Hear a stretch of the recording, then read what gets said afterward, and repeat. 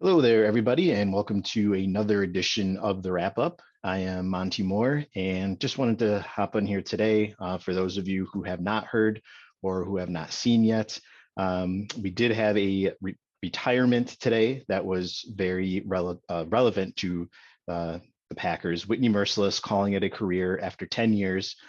He announced it himself on Instagram. I actually love the way he announced it. He said, "It's time to hang it up. Mercy out," and just posted a picture of an apron that says Chef Merciless on it. So he's he's definitely retiring to handle some other duties. And on his Instagram, I did want to, he put out a lengthy statement, but as far as what pertains to the Packers here at the end, I really like what he said. He said, "Green Bay Packers, thank you for accepting me with open arms and taking a chance on this vet. Playing for this organization in the historic Lambeau Field will be something I will never forget. The spark I felt the moment I stepped foot onto Green Bay will be with me forever." I mean, as a fan, you love seeing stuff like that. I mean, here's a guy who was not here for very long, but in that short amount of time, the organization, Lambeau Field itself, the fans, I mean, it left such a good impression on him. You'd like to think that it was hard for him to decide whether or not he wanted to come back. So it's really nice to see guys come in, embrace the culture so fast, and have it leave a lasting impression on them.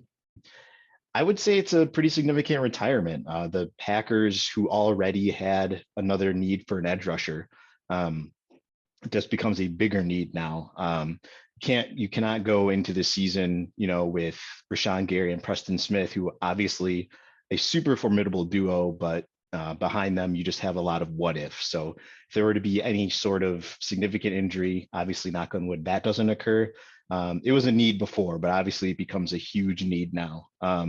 As kind of a recap, we know the Packers have 4 picks in the top 60, and they have 5 total in the top 100. So edge is definitely going to be a point of focus.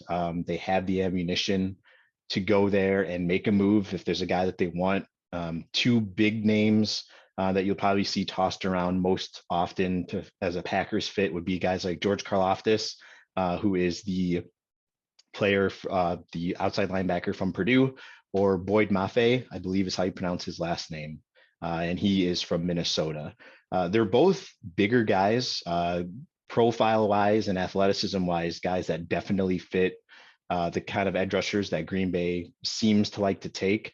But they are both very different in one aspect, where George Karlaftis, I believe, just turned 21. So he definitely fits the profile of guys Goody likes to take that are, from bigger name schools, younger guys. But Boyd Mafe is older. He's 24.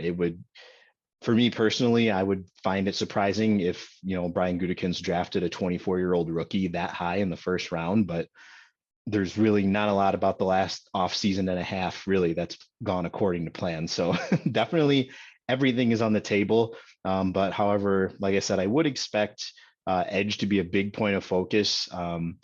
The Merciless coming back would have been huge. It kind of seemed like a no-brainer. Now it kind of is understandable why it has taken so long that they hadn't re-signed him yet, because it kind of seemed like to me, how the heck do you now want this guy back? He came in, got injured, fought through a bad injury to come back and help your defense again. But after coming back from an injury like that, after being in the league for 10 years, not surprising he wants to call it a career and, kind of enjoy the remaining years of his 30s. So that's really, as far as big Packers news today, that's really all that's happened.